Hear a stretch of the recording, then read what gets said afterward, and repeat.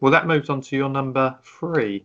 Number 3 is a film. Well, the Japanese name for the film is Ju-on, which I'm hopefully pronouncing correctly, but also known as The Grudge, which they remade.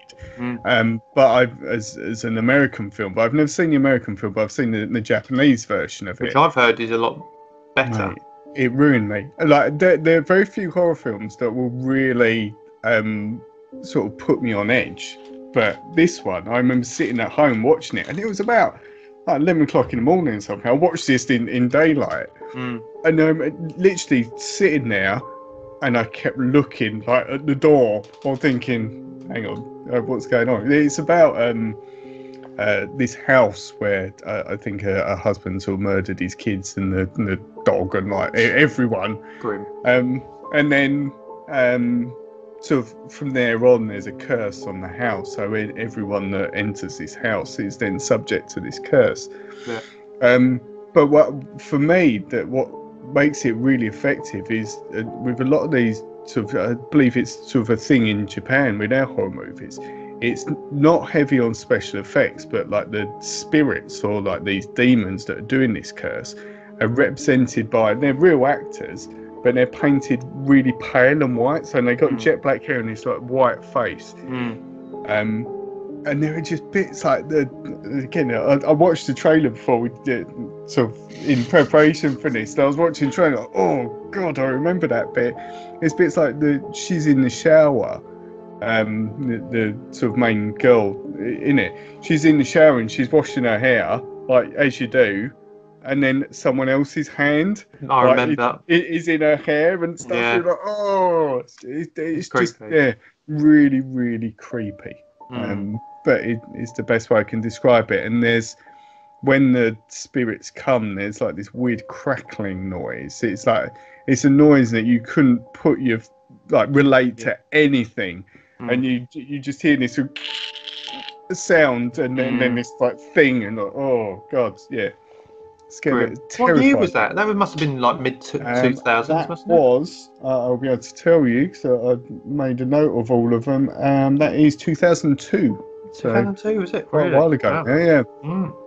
Yeah. But in fact, fantastic. Absolutely huge film. Like even the American version was huge. Apparently, they've done quite a few of them. Looking into it, they did. The Grudge, and I think they may have done a sequel, and then they've done something like a prequel sort of thing or something. Yeah, it's quite a few now.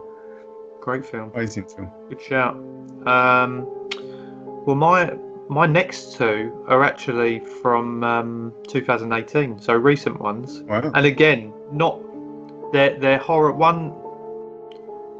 They're a good crossover between the two, kind of what we're talking about, psychological, then at the same time supernatural monster sort of side, and they merge the two, and they're similar in certain ways. But number 3 for me is a film called Bird Box, which was Netflix brought that one out, and I didn't watch it straight away. Actually, it actually was only probably within the last few months, since we've been under lockdown and coronavirus and all been at home indoors, that I decided to watch it. Incredible film. Again, I'd highly recommend it. I mean, Sandra Bullock's the lead in it. She's looking after her 2 kids, but basically the story is that there's this kind of thing outside in the big wide world that if you look at, you get taken over by it and become some sort of like zombie thing.